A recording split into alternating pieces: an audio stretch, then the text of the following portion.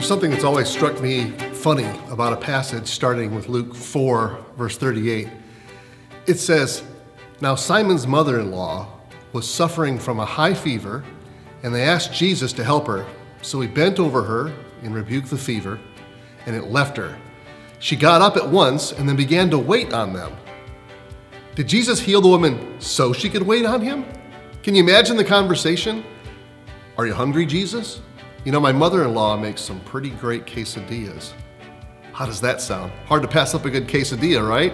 Well, she's upstairs, sick with a fever. Think you could do something about that? Now, Jesus didn't heal her so she would wait on them. There's nothing in the text that would indicate that. It seems that the point is that Simon's mother-in-law responded to Jesus with hospitality. As the elder woman in the home, she would be responsible for hospitality. Meeting the needs of Jesus for food and comfort was her best, most meaningful response. She responded to the grace and work of Jesus in her life with service, as perhaps we all should. We should be sure to respond to Jesus. Luke highlights the importance of response to God's work in Jesus by narrating a range of responses to Jesus' activity. In the last chunk of Luke 4, the sequence of action and response is repeated 4 times. 1, Jesus' teaching results in the astonishment of the people. 2, Jesus' exorcism leads to wonder and region-wide acclamation. 3, Jesus healing Simon's mother-in-law, like we said, is followed by her service. And 4, Jesus' ministry leads everyone to bring their needy to him and the crowds to attempt to prevent him from leaving. When Jesus is at work, we should respond. When Jesus is at work, we should respond. We should be amazed. This is an act of worship.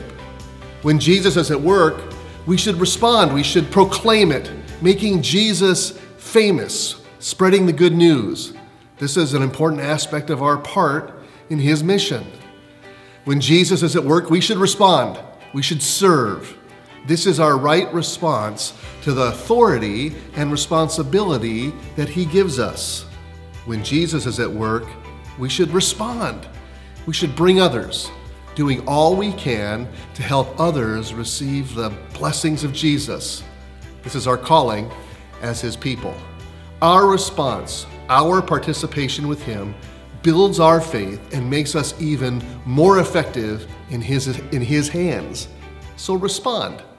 Respond today and recognize Jesus. Receive, live, proclaim his good news. Do so with the power of the Holy Spirit.